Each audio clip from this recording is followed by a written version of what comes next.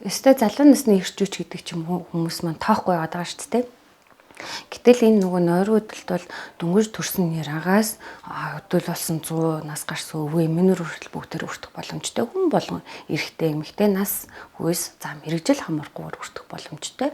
Тэгэхээр энийгээ тоохгүй яваад байгаа боловч эд эрхтэн тогтолцооны өөрчлөлтүүд гарч эхэлдэг учраас тэрийг л анзаардаг гэсэн үг. Нойртойгоо холбож юусоо ойлгодоггүй. За одоо жишээлх юм бол нойргүй удаан хугацаанд яваад ирэх юм бол сэтгэл зүйн хувьд асуудал буюу докторгүй байдал заа магадгүй цаашлаад готрол төгшрөлтийн байдлууд орж эхэлнэ. За энэ удаан хугацаанд буюу 6 сараас дээш хугацаа өнгөрөөд ирэхээр ихэнхдээ л 6 сард нэг цөөхөн сар бол байдаггүй. Ихэнх хүмүүсийн хувьд бол 2 3 за бараг 10-аад жил гэсэн явж байдаг тийм.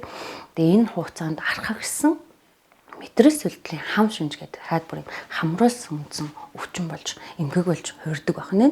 Тэгэхээр энэ эмгэг нь яадаг вэ гэхээр тухайн төрөний ярьжсэн нойргол сэтгэл готрол төгшөлт хамтдаа хавсраад одоо биеийн талын зөврөдөн гарч эхэлдэг гэсэн. Хамгийн түрүүлээ зүрхэнд ачааллууд өгдөг тийм. Тэр нь юу вэ гэхээр миний ингээд даралт ихсээд байдаг болцсон. Би гэхдээ даралтны эмчтод юу гэдэг зүрхээ үзүүлэхэд ямар нэгэн зүрхний асуудал байхгүй гэсэн ингээд. Гэхдээ эсвэл одоо юу гэдгийг амьсгал хоол боловсруулах зам за бөөшөөсний замууд буюу бидний шүүл төрийн эрхтнүүд гэд өөрчлөгдөхөд тухайн эмчтэр нь л яваад байгаа болохоос тарих одоо амраагүйгээс болж үүсэж байгаа гэдгийг бас анзаардаг.